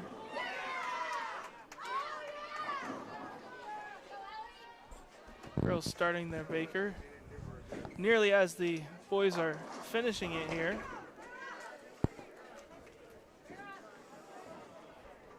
Ooh. A little too much English on that ball from Junior, unable to pick up that spare. But Wapak on an open going into the 10th on the boys' side here. So if Jack can capitalize on that opening here and put up a mark, make this a little bit closer. We are one bowler behind with a 132 in the 8th, Wapak a 130 in the 9th. Jack comes through with a 9 count, leaves a 10-pin standing.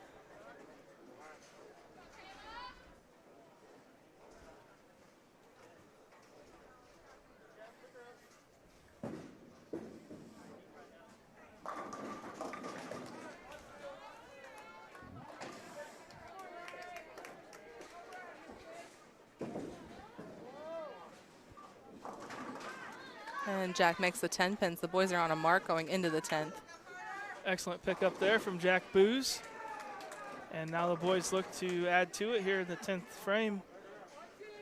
Carter Monbeck.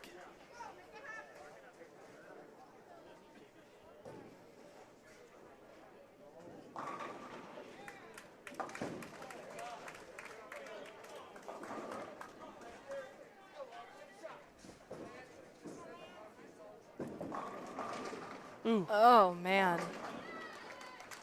The ball came in a little heavy on Carter, and he leaves the 4-9 split. A tough one, but makeable.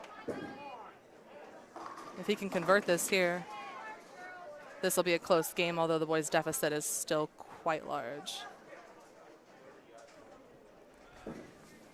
Wapakoneta on that fourth Baker finishes with a 149. And Carter Monbeck here has a couple throws, if he can pick that up. Great effort there, not quite enough to the left side of the 4-pin there to kick it over to the 9. Boys finish with a 158 to Wapak's 149. So a bit of a missed opportunity there from the boys. Wapakoneta gave him sort of a lower game. And unfortunately, St. Mary's boys matched some of that, so. Boys only able to make up 9 pins at that point, though, so still going to leave him with a 191 deficit.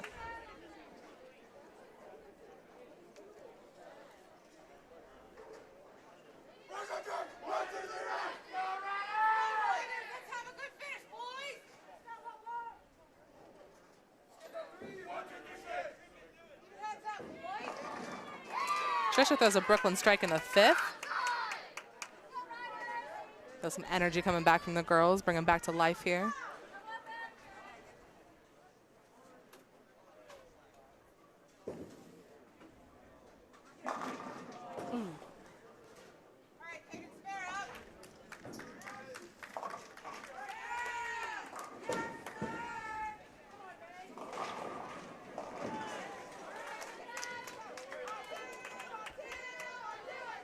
Tough there from Caden Ballwig,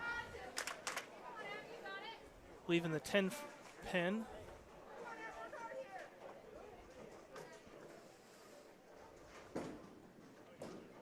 And picks up the spare, though.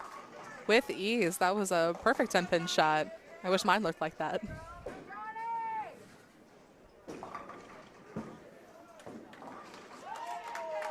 Nice cover from the Wapak boys on that as well. That's quite complicated spare to cover.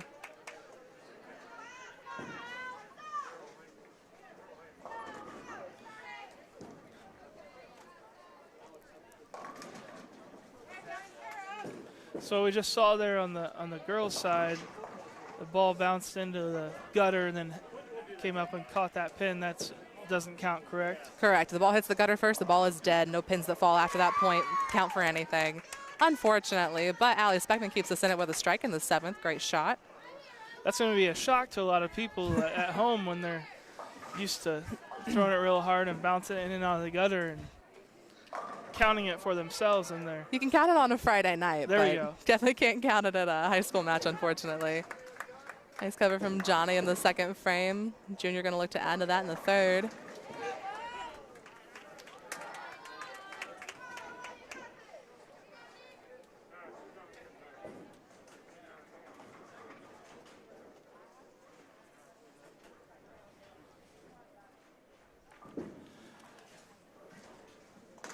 As we go in here into this last game, I want to again thank everybody, all of our sponsors that are able to allow us to bring this match to you guys, wherever you may be watching in Rider Nation.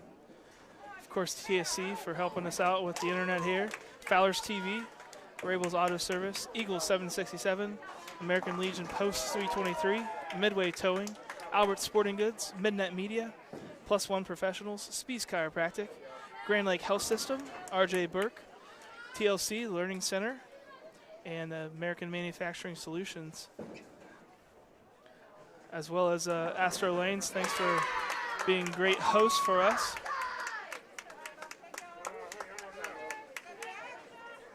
Tough pen left out there from Junior. Not a bad ball, just unable to get any kind of pin action on that. think that was the 8 pin that he left. I did notice Junior made a ball change after the, I believe the end of the second game or the first Baker maybe. Don't believe he went back to the original ball, but it doesn't seem that this one's done him the favors he hoped, unfortunately. But you got to lean on your teammates here and let them come through for you, pick you back up.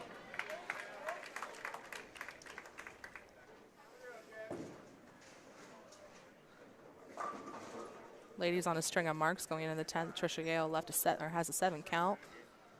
Shooting at the 3-6-10. Ooh. And picks a 3 off. Close game here going in. Ladies finished with a 135.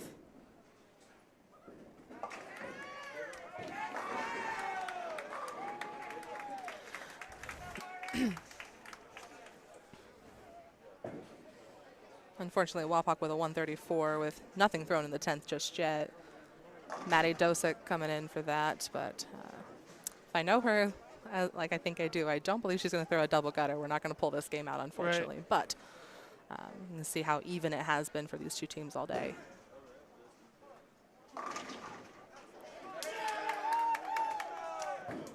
As you said, typically the best bowlers bowl in that 10th frame.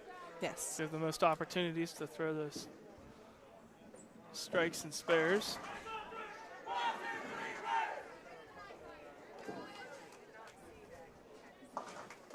Let's cover from Carter there in the 5th, picking up that 7 pin.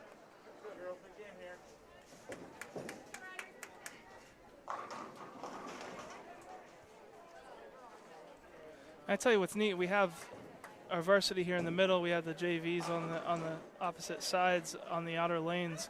And we're hearing a lot of cheering coming from them, a lot of enthusiasm. So good to see for a whole program as Caden Ballweg picks up a strike.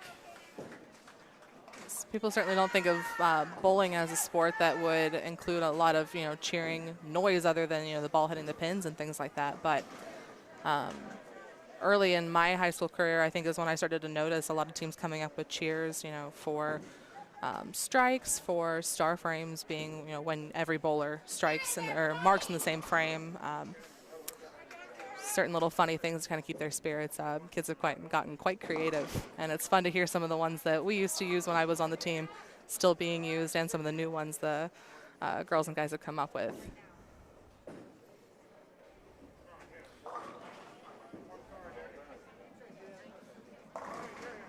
Jack Booz attempting to pick up a spare here in his 7th frame. Johnny. Ooh, just misses it. Ooh. Unfortunate. And looking for Junior to end on a good, strong mark here in his last shot of the day. His last couple haven't been exactly where he wanted it to be. Our ladies finish with a 135. Wapak puts up a 162. Hey, there you go. Beautiful ball from Junior Hurley. Great way to end the day. Junior Harley. Excellent strike there, finishing up. Ladies down 98 going into the last Baker game.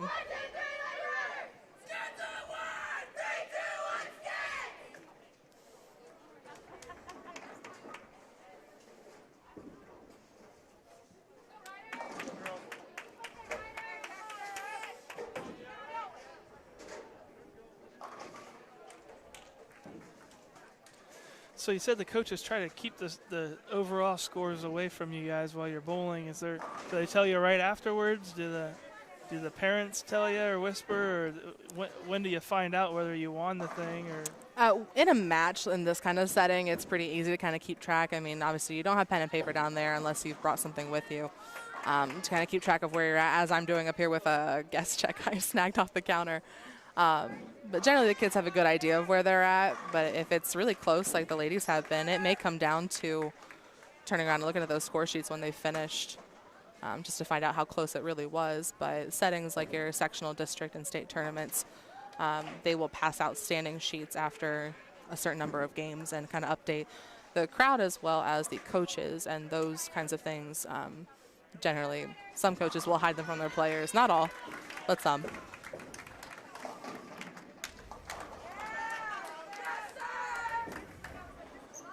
Carter Monbeck looking to finish out this 10th frame. Wapak boys finished with a strong 178 game.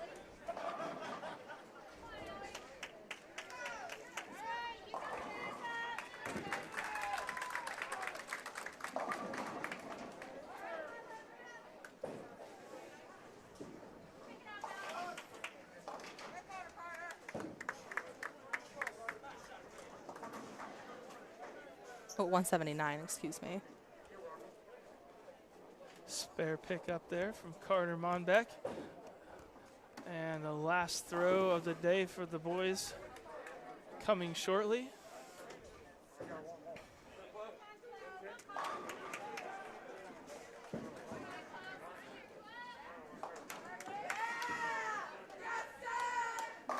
And that's the way to finish. Great shot. Way to finish out the day. Boys are going to finish with a 162 game. Unfortunately, they will be defeated by Wapak by a total of 208. But great bowling on the whole for the day, guys. Well, we saw some good effort there to the very end from the St. Mary's boys. Still throwing strikes there in the last Baker game.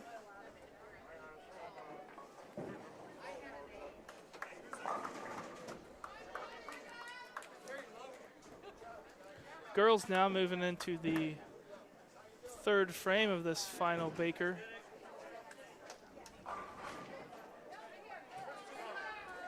Unfortunately, we have, looks like 3 straight open frames for St. Mary's.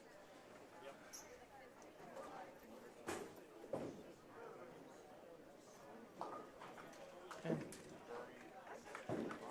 2 spares in the first 2 frames for Wapakoneta. Looks like Jay and Carl made a change to the order. We have Trisha bowling in the 4 spot rather than the 5. And she puts up a strike on the left-hand side. We're going to see Lily Steinberg step into the 5th frame here and try to double up on that.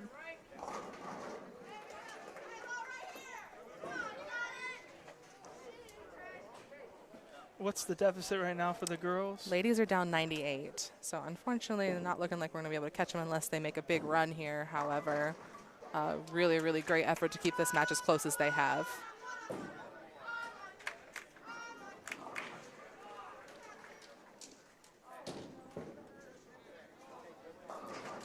Nice spare pickup for Riley Jenneret. Wapakoneta. Lily just has a 9 pin to make here.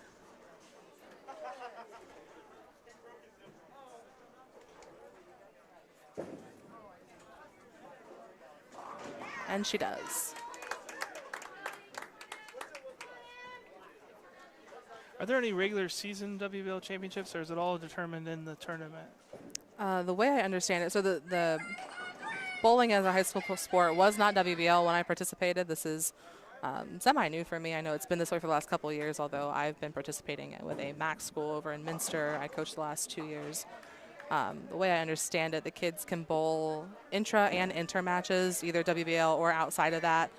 At the end of the regular season, they will have a WBL championship tournament for all WBL teams, and that tournament determines your WBL champion.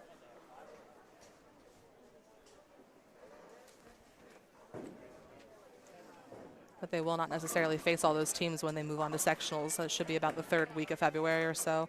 They'll see some new teams come into the mix. And then the district and sectionals, are there kind of qualifiers and then finals for both of those? So the way sectionals will work, if I remember correctly, they will throw, I believe, they'll throw 3 full games. So they'll have a full individual series. And I believe they follow that with 6 Bakers. They may have changed that in years. It's hard to keep it straight after being removed for so long. But your total pinfall will determine your sectional champions and those who move on from there. from that That's point. right. They take the top 15 or the top 10. There will only be about 15 teams participating. Okay. So really, we're going to look for about 5 teams to advance out of sectionals, if I'm not mistaken. From there, you'll move on to your district competition with about the same number of teams, somewhere around 15. And from there, you will likely see your top 3, maybe 4, depending on changes they've made recently.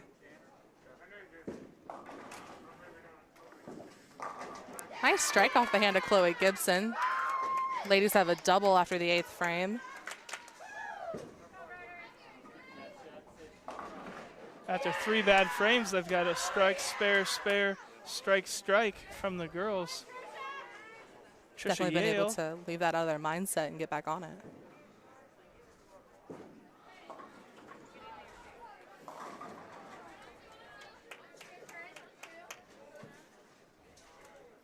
Trisha's left the 6-10 or some combination of those pins quite a bit today. Yeah. Commonly for a right-handed bowler, but with enough practice, hopefully she will pick this up. She shot at it quite a bit today.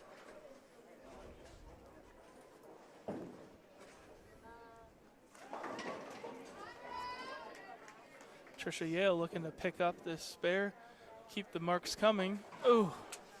Picks the 6 off the 10, unfortunately. Ladies are going to be on an open with a 139 going into the 10th. Wapak looking to finish up their 8th frame here. Just unlucky, really. She puts that 1 inch to the right. She's taking the 10 with her. She takes that 1 inch to the left. She's probably kicking that into the 10. So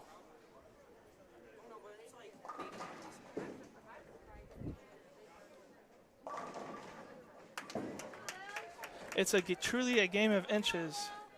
Yes, it is. Absolutely.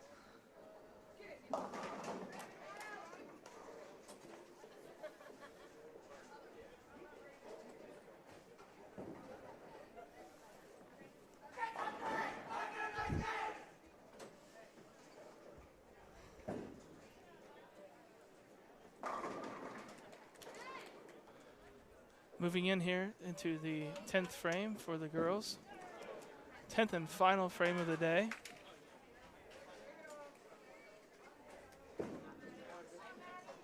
Looking the, oh.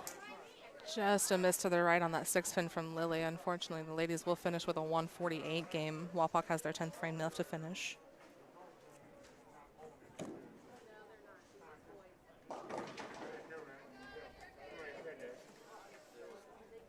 So pending 2, maybe 3 throws here from the Wapakoneta ladies.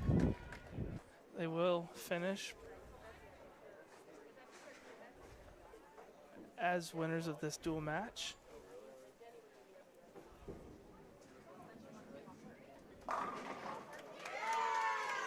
Nice strike from Maddie Dosick. She's been strong all day. Very She sure talented. has a lot of talent. She throws the ball really, really well. A lot of controlled power behind it as well.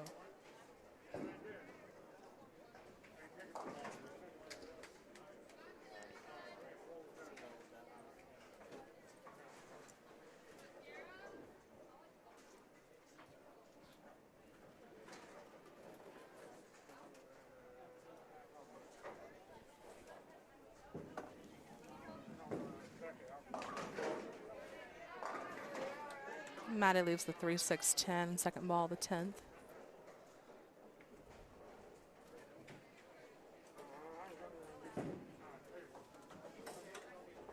One more throw here from Wapakoneta,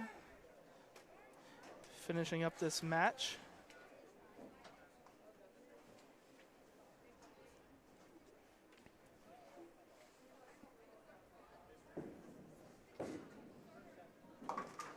And unfortunately, Maddie picks the 3 off of that.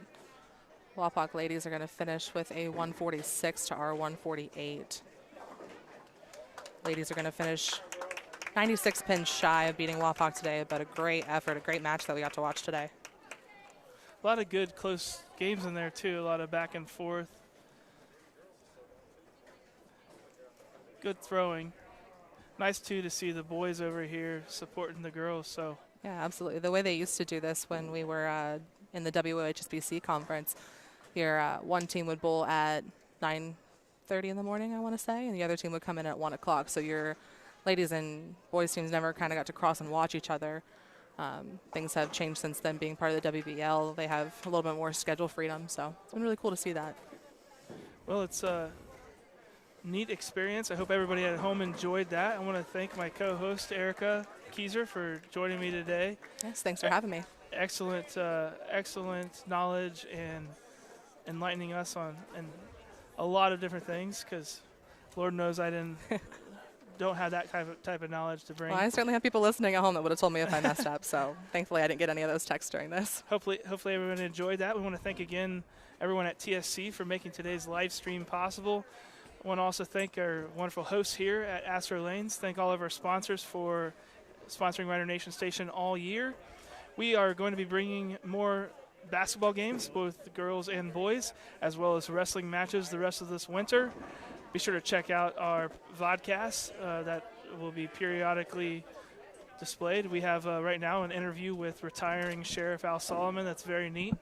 So we thank you again for tuning into this Rider Nation Station broadcast, and we hope to see you again, and have a good night, everyone. Thanks for watching another episode of Rider Nation Station. Help us help you by subscribing on YouTube or following us on Facebook.